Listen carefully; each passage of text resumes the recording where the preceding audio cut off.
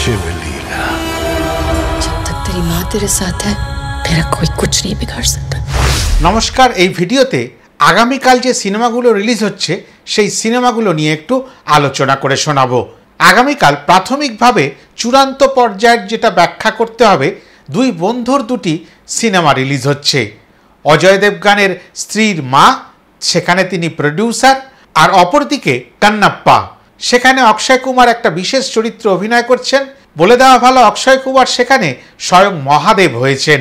গতকাল এই দুই বন্ধুর মধ্যে সামাজিক মাধ্যমে কিছু শুভেচ্ছা বিনিময় হলো, আবার ঠাট্টাও হলো। প্রথমে অক্ষয় কুমার শুভেচ্ছা বার্তা জানালো মায়ের জন্য। এবার তিনি বার্তায় লিখলেন, দেবাদিদেব মহাদেবের আশীর্বাদ নিয়ে মা এগিয়ে চলুক। কিন্তু অজয় দেবগানও ছেড়ে দেওয়ার পাত্র না।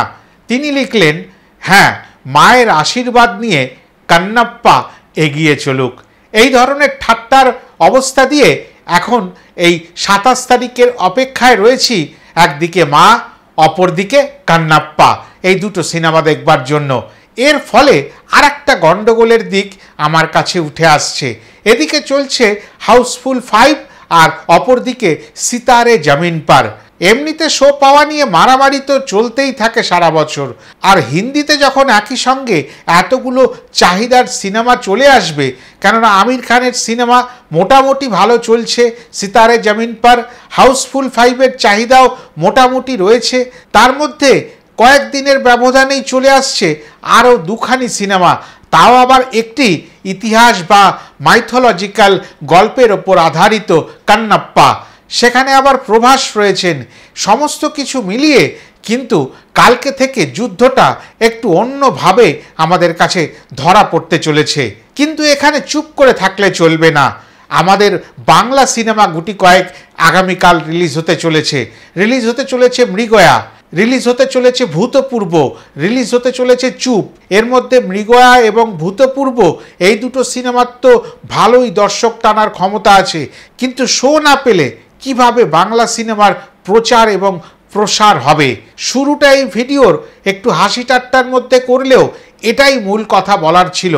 যদি একদিকে সিতারে জমিন পার, হাউসফুল 5 চলতে থাকে, আর অপরদিকে কান্নাপ্পা, মা মতন সিনেমা এসে পৌঁছায়, আবার এদিকে বাংলা 3খানি সিনেমা, যার মধ্যে 4টি সিনেমা ভূতের সিনেমা, মানে হরর ফিল্ম।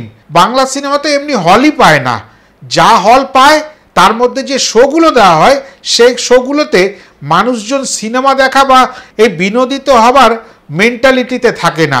আবার পাশাপাশি বাংলা সিনেমাও বেশ কিছু চলছে রাস, চলছে গৃহপ্রবেশ, চলছে একেন বাবু, চলছে বাৎসরিক। এই সিনেমাগুলো কিন্তু টুকটাক এদিক ওদিক করে চলছে। এই সিনেমাগুলোর তলে কি কালকে সকাল থেকে সব ওয়াশ আউট হয়ে যাবে? এরপরে 2-3খানি নতুন বাংলা ছবি এলে, আর ওদিকে এই ধরনের বড় বড় যারা স্টার, একদিকে আমির খান, একদিকে অজয় দেবগান, একদিকে অক্ষয় কুমার, অপরদিকে ওই সিনেমাতেই প্রভাস, এই সমস্ত কিছু মিলিয়ে আমার কেন যেন মনে হচ্ছে কালকের থেকে লড়াইটা একটু অন্য রকম হয়ে যাবে। এতটাই বলার ছিল যে আগামীকাল 27শে জুন থেকে কি হতে চলেছে। আশা করি ভিডিওটা ভালো লাগলো। যদি ভালো লাগে লাইক, কমেন্ট, শেয়ার করে দেবেন। আর যারা চ্যানেলটিকে এখনও সাবস্ক্রাইব করেননি তারা নিশ্চয়ই করে সাবস্ক্রাইব করে নেবেন। যারা ফেসবুক পেজে এই ভিডিওটা দেখছেন, আমার ফেসবুক পেজটির পাশে দাঁড়াবার জন্য ফলো করে নেবেন। সবাই ভালো থাকবেন। আবার নতুন ভিডিও নিয়ে নতুন কোনো সময় আসবো। টাটা।